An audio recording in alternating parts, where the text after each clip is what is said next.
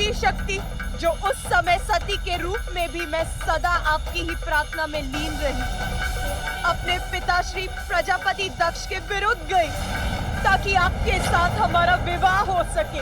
बस! सती, ये कदापि नहीं हो सकता। मैं तुम्हारा विवाह उस शिव बैरागी से कदापि नहीं होने दूंगा। अनेकों कष्ट सहे, तब कहीं जाकर ब्रह्मदेव की सहायता से हमारा विवाह हुआ, परंतु उस विवाह के बाद भी मेरे कष्ट कम नहीं हुए। पिताश्री द्वारा आपको यज्ञ में ना बुलाए जाने के पश्चात आपके सम्मान की रक्षा के लिए मुझे अपने प्राणों की आहुति तक देनी पड़ी।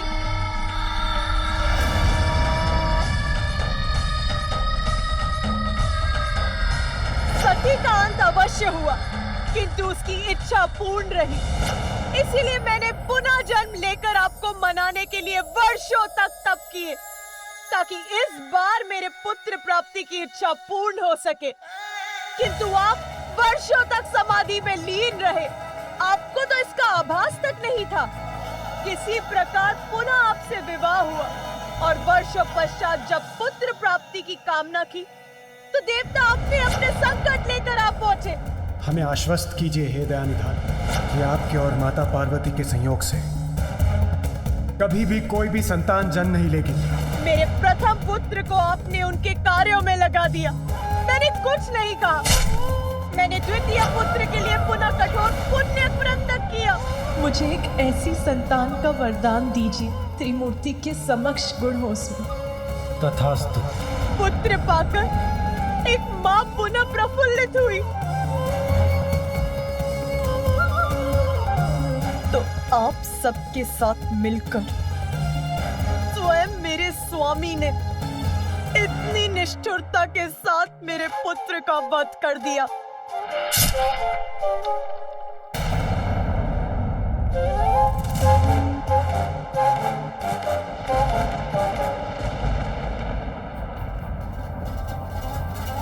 स्वामी, आपका त्रिशूल तो इसीलिए है ना कि उसका प्रयोग कर आप दुष्ट जनों से अपने भक्तों और अपनों की रक्षा कर सके, और आपने उसी से अपने पुत्र का वध कर दिया।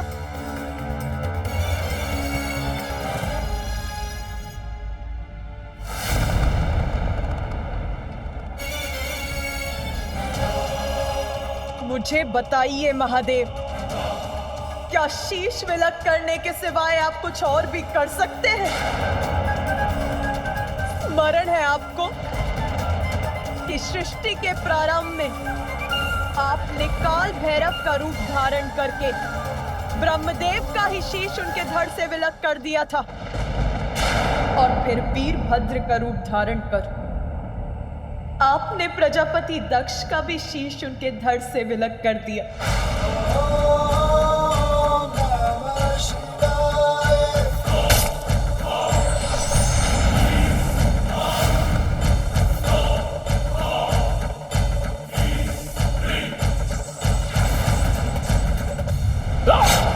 किंतु इस बार तो आप सभी सीमाएं लांघ गए। आपके जिस पुत्र को आपका स्नेह प्राप्त होना चाहिए था, आपने उसी पुत्र का शीश उसके शरीर से विलक कर दिया।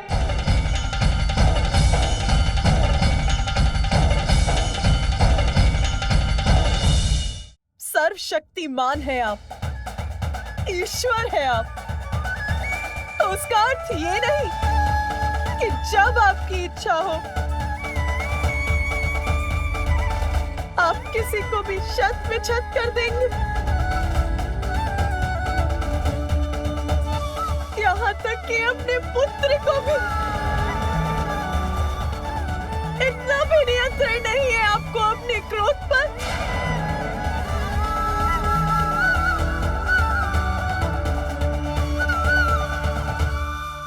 मुझे मेरा पुत्र पुनः चाहिए। आप तो ईश्वर है ना महादेव, मेरे पुत्र को पुनर्जीवित कीजिए।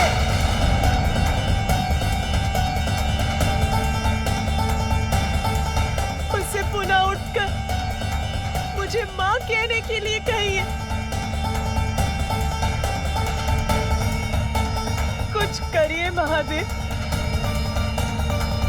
कुछ करिए।